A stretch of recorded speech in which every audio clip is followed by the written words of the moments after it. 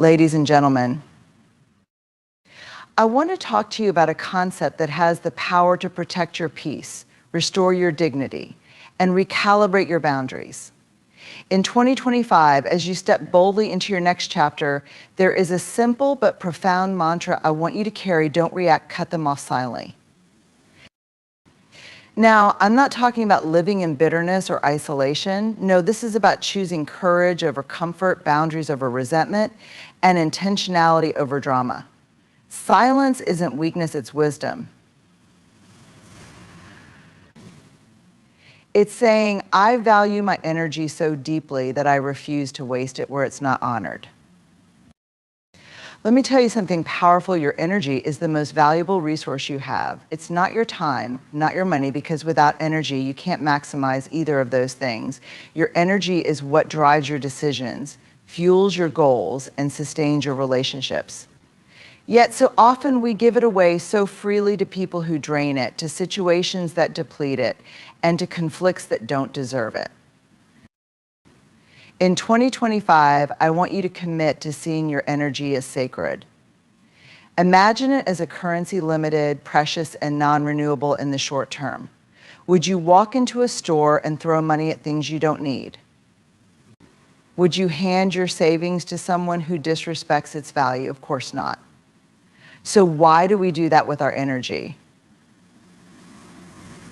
Protecting your energy begins with recognizing where it's going. Ask yourself, who or what is taking the most from me? Are these people or situations adding value to my life or subtracting from it? You have to conduct an energy audit, yes, an audit, because not everyone or everything deserves access to the best parts of you. Here's the truth: the people who drain your energy don't always come with warning signs. Sometimes they're the ones closest to you. They might not mean harm, but their words, actions, or expectations weigh on you like an invisible burden. It could be a friend who constantly complains but never listens, a colleague who expects you to pick up their slack, or even a family member who pushes your boundaries without a second thought. And the hardest part? They've gotten so used to your generosity that they don't even realize they're overstepping. But hear me clearly, this is not about cutting people off harshly or shutting out the world. It's about learning to say no unapologetically, about creating boundaries that serve as safeguards for your energy. Saying no doesn't mean you're selfish, it means you're self-aware. It means you've decided to prioritize the life you want to build over the distractions that derail you. And let's talk about those distractions for a moment. Conflict is one of the biggest thieves of energy. Think about the last time someone upset you. How much time did you spend replaying that argument in your head, crafting the perfect comeback, or venting to someone else about it? That's energy, your energy gone. Energy that could have been spent working on your dreams, nurturing your well-being, or simply enjoying your life. Protecting your energy also means being intentional about where you invest it. Not every battle is yours to fight, and not every person is yours to save. You have to understand that walking away from conflict or toxicity isn't weakness, it's wisdom. When you disengage from what drains you, you're reclaiming your power. You're telling the world, I am too valuable to waste my strength on what doesn't serve me. And let me share one more insight. Protecting your energy isn't just about avoiding what drains you, it's about pouring into what sustains you. Spend time with people who uplift you, engage in activities that recharge you, and pursue goals that inspire you. Protecting your energy is not just about defense, it's about a fence, actively building a life that energizes and excites you.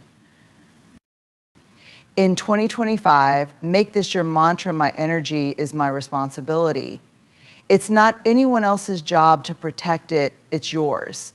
Stop handing it over to people or situations that haven't earned it. Guard it like the treasure it is, and watch how your life transforms when you start living from a place of abundance rather than depletion. Protect your energy, because without it, you can't show up fully for yourself or anyone else, and you deserve to show up for the life you're meant to live. Boundaries. The word alone carries a sense of strength and clarity. But let's be honest, how often do we truly understand the power of boundaries, let alone enforce them? Setting boundaries isn't just about keeping others in check, it's about honoring yourself. It's a declaration of self-respect that says, I value myself enough to define what I will and won't allow in my life. When you establish boundaries, you're not just drawing a line, you're creating a framework for how others can interact with you. It's a statement that you recognize your own worth and refuse to compromise it for the comfort of others. Let's make one thing clear: boundaries are not selfish. In fact, they're one of the most compassionate things you can establish, not just for yourself, but for the people around you. Why? Because boundaries remove ambiguity. They clarify expectations and allow relationships to flourish in mutual respect. But here's the truth: boundaries are often uncomfortable to set, especially if you're used to being a people pleaser or someone who avoids conflict. Saying no when you've always said yes can feel foreign. And you might worry about offending others, disappointing them, or being labeled as difficult. But let me tell you something: the discomfort of setting a boundary is temporary, the pain of living without them is permanent. Imagine this: you're a beautiful home filled with light, love, and potential. Now picture leaving your doors and windows wide open 24/7. Anyone and anything can walk in at any time, bringing their mess, their demands, and their expectations. Over time, the beauty of your home becomes cluttered, chaotic, and unrecognizable. That's what life without boundaries looks like. Boundaries are the doors and locks that protect the sanctity of your home. They don't block everything out, they allow in what aligns with your values and keeps out what doesn't. In 2025, I want you to recognize that boundaries are not about punishment, they're about preservation. Preservation of your peace, your energy, and your dignity. Setting boundaries means deciding, I will not tolerate disrespect, manipulation, or anything that diminishes my sense of self-worth. It's choosing to prioritize your well-being over someone else's comfort. Here's the thing: not everyone will like your boundaries, especially those who've benefited from your lack of them. When you start saying no to things you used to accommodate, you might face resistance. People might accuse you of changing or being selfish. But let me remind you, the people who truly care about you will respect your boundaries because they respect you. Those who don't, they were never invested in your well-being, they were invested in what you could do for them. Let me tell you why boundaries are critical in maintaining your emotional and mental health. Without boundaries, resentment builds. You start saying yes to things you don't want to do, and over time, it eats away at your sense of self. You begin to feel used, undervalued, and overwhelmed. And guess what? That resentment doesn't just hurt you, it spills into your relationships, creating tension and conflict. Setting boundaries is the antidote to resentment. It's a way to protect your peace and ensure that you're giving from a place of abundance, not obligation. But let's not forget, boundaries aren't just about saying no, they're about saying yes to yourself, yes to your needs, your priorities, and your dreams. Boundaries create the space you need to focus on what truly matters. They free you from the weight of other people's expectations, allowing you to step into your authenticity. And remember, boundaries don't have to be loud or confrontational. Sometimes the most powerful boundaries are silent and firm. It's not about announcing to the world what you won't tolerate, it's about quietly enforcing it. It's choosing not to pick up that call, not to engage in that argument, or not to participate in situations that compromise your values. In 2025, let this be your commitment: I will honor myself by setting boundaries. I will not apologize for protecting my peace, and I will not feel guilty for prioritizing my well-being. Boundaries are not barriers, they're bridges to a healthier, more fulfilling life. When you set boundaries, you teach others how to treat you. But more importantly, you teach yourself how to treat yourself with respect, care, and unwavering love. So draw the line, not out of anger or spite, but out of deep, unshakable self-respect. Because when you honor your boundaries, you honor the incredible person you were always meant to be. In a world that is constantly talking, constantly shouting, constantly demanding to be heard, silence has become one of the most underappreciated yet powerful tools you can wield. Silence isn't weakness. Silence isn't avoidance. Silence is strength. It's intentional, strategic, and transformative. When someone offends you, mistreats you, or tries to pull you into unnecessary drama, the instinct is often to react, to defend yourself, to prove a point, or to ensure that they feel the sting of your response. But let me ask you this, has reacting ever truly brought you peace? Has arguing ever brought lasting resolution? More often than not, our reactions only escalate the situation, wasting time and energy on people or circumstances that don't deserve them. That's where silence comes in. Silence is not about retreating or admitting defeat. It's about taking control. When you choose silence, you're choosing not to fuel the fire. You're choosing to conserve your energy and let your actions speak louder than your words ever could. Silence sends a message that says, I value my peace more than this argument. But let's go deeper. Silence is not just the absence of words, it's the presence of self-awareness. It's the ability to pause, reflect, and decide what truly deserves your attention. Silence allows you to step back from the noise, assess the situation, and make a choice rooted in clarity rather than emotion. It's the ultimate form of self-control. Here's the beauty of silence: it forces others to face themselves. When you refuse to engage in their chaos, they're left with nothing but their own actions to reflect on. Silence is a mirror, and it's often far more powerful than any words you could say. The person who expects you to react is caught off guard when you don't. The person who thrives on conflict is disarmed when you choose calm. Silence shifts the power dynamic. It places you in control of the narrative without ever having to raise your voice. Think about this: when you respond with silence, you remove the fuel that keeps negativity alive. Arguments lose their momentum. Gossip loses its power. Toxic people lose their grip on your emotions. Silence is your way of saying, I see what's happening, but I refuse to participate. Silence also speaks volumes in relationships, whether it's a friendship, a partnership, or a professional connection. Silence can be your way of setting a boundary. It's saying, without words, I will not entertain disrespect, manipulation, or anything that diminishes my self-worth. You don't have to argue. You don't have to explain yourself. Silence is explanation enough. But let's be clear, silence is not about ignoring everything. It's about choosing where to invest your voice. There are moments when speaking up is necessary, when advocating for yourself or others is the right thing to do. But not every situation requires your input, and not every person deserves access to your thoughts. Silence is about discernment. It's about knowing when to engage and when to let go.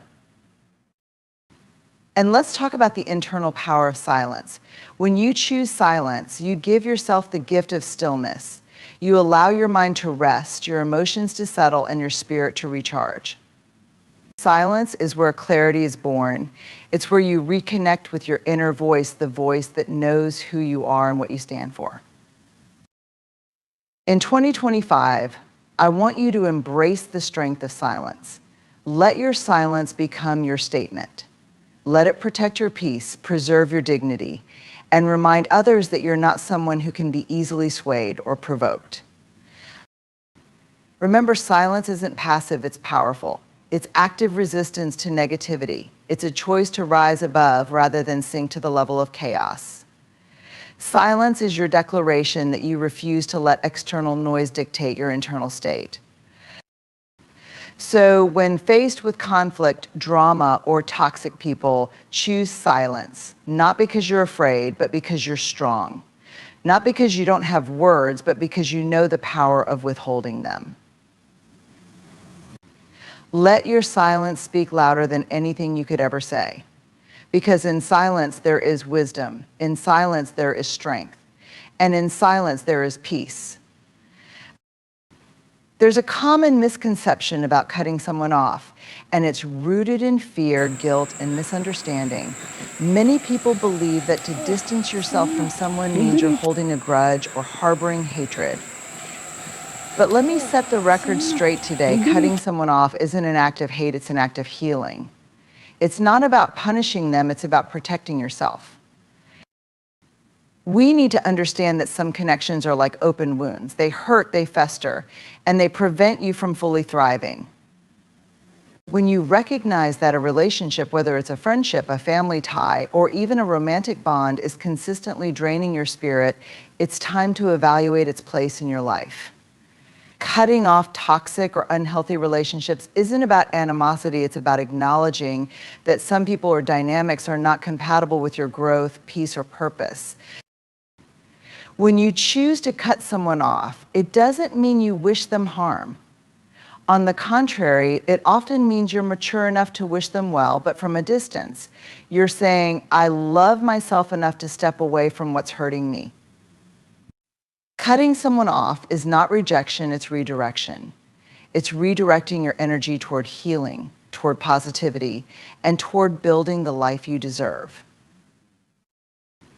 Think about it this way: if you're holding on to something that's breaking you, how can you hold on to what's meant to build you? You can't carry the weight of toxic relationships and expect to soar. Sometimes cutting someone off is the most loving thing you can do, not just for yourself, but for them too. Staying in a relationship that is fueled by resentment, pain, or constant conflict doesn't serve anyone. Walking away creates space for healing for you and for them. Now, let's address the guilt. Guilt often comes disguised as loyalty. You think, but I've known them for so long, I can't just let them go. Or, what will they think of me? Here's the truth: longevity doesn't equal loyalty, and loyalty doesn't mean sacrificing your well-being. Just because someone has been in your life for years doesn't mean they're meant to stay forever. People come into your life for a reason, a season, or a lifetime, and it's okay to recognize when their season has ended. Cutting someone off doesn't erase the good memories or the lessons you've learned from them. It simply acknowledges that the dynamic has shifted, and continuing in the same way is no longer healthy. It's about honoring what was while letting go of what no longer serves you. But cutting someone off doesn't have to be dramatic. You don't need to announce it, explain it, or justify it. Healing is personal, and you don't owe anyone an explanation for protecting your peace. Some people will understand and others won't. And that's okay. Remember, your healing journey is about you, not about their approval or understanding. Here's an important truth: cutting someone off isn't about shutting down your heart. It's about opening it to something greater. It's about creating room for healthy relationships, for genuine connections, and for the love and respect you deserve. When you remove toxicity from your life, you make space for positivity to flourish. Cutting someone off also teaches you about self-responsibility. It's a reminder that you are in charge of your emotional, mental, and spiritual health. You can't control how others treat you, but you can control whether or not you allow them to stay in your life. Letting go is your way of reclaiming your power and reminding yourself that your peace matters. And let's not forget, forgiveness is part of the healing process. Cutting someone off doesn't mean you're holding on to bitterness. It means you're forgiving them for the role they played in your pain, even if they never apologize. It means you're forgiving yourself for staying in a situation that hurt you, even when you knew better. Forgiveness doesn't require reconciliation, it requires release. In 2025, I want you to redefine what cutting someone off means. It's not about hate, it's about love. Love for yourself, love for your future, love for the peace that is waiting for you on the other side of the pain. Cutting someone off is not a final chapter. It's the beginning of a new story, a story where you prioritize your well-being, embrace your healing, and step boldly into the life you were meant to live. So when you think about letting someone go, remember this: you're not giving up on them, you're choosing to show up for yourself. You're not shutting them out, you're inviting healing in. And you're not cutting them off out of hate, you're cutting the cord that's been holding you back so you can move forward in freedom and peace. Peace is one of the most valuable treasures you can possess. It is the anchor that keeps you steady in the storms of life, the foundation upon which you build a meaningful existence, and the compass that guides you toward your purpose. Yet peace is also one of the most vulnerable aspects of your life. It is constantly under threat by distractions, negativity, toxic relationships, and even your own inner doubts and fears. That's why guarding your peace is not just an option, it's a necessity. To guard your peace fiercely, you must first recognize its worth. Too often, we undervalue peace because it seems intangible. You can't hold it in your hands or measure it in dollars, but you feel its absence the moment it's gone. When your peace is disrupted, everything else suffers. Your energy diminishes, your clarity fades, and your ability to make sound decisions weakens. Peace isn't just a luxury, it's the foundation of a thriving life. Guarding your peace starts with discernment. Not every opportunity, relationship, or invitation deserves your yes. Saying yes to everything is often a fast track to chaos. You must learn to evaluate what aligns with your values, your purpose, and your well-being. Anything that doesn't align with these core principles is a threat to your peace. Discernment is your shield. It protects you from being pulled in 1,000 different directions that lead nowhere. Guarding your peace also requires boundaries. Boundaries are not walls, they're gateways that allow in what nourishes you and keep out what drains you. Without boundaries, you leave your peace exposed to the whims and demands of others. Setting boundaries isn't selfish, it's self-preservation. When you say no to what disrupts your peace, you're saying yes to yourself. Another critical aspect of guarding your peace is learning to let go. Letting go of grudges, past mistakes, or toxic attachments is essential. Carrying emotional baggage is like dragging a weight behind you. It slows you down and saps your strength. Letting go doesn't mean forgetting or invalidating your experiences. It means freeing yourself from their grip. When you let go, you reclaim the mental and emotional space that negativity once occupied, making room for peace to flourish. Guarding your peace fiercely also means managing your time and energy with intention. Time is a non-renewable resource, and how you spend it determines the quality of your life. Pay attention to the environments you enter, the conversations you engage in, and the media you consume. Are they feeding your peace or stealing it? You have the power to choose where your energy goes. Choose wisely. Self-care is another vital element of protecting your peace. It's not just about spa days or bubble baths. It's about attending to your physical, emotional, and spiritual needs on a daily basis. It's about ensuring that you're not running on empty, that you're nourishing yourself in ways that sustain your peace.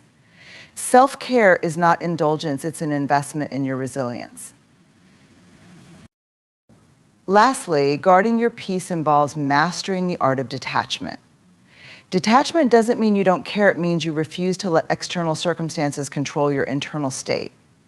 It means recognizing that your peace is not dependent on everything going perfectly.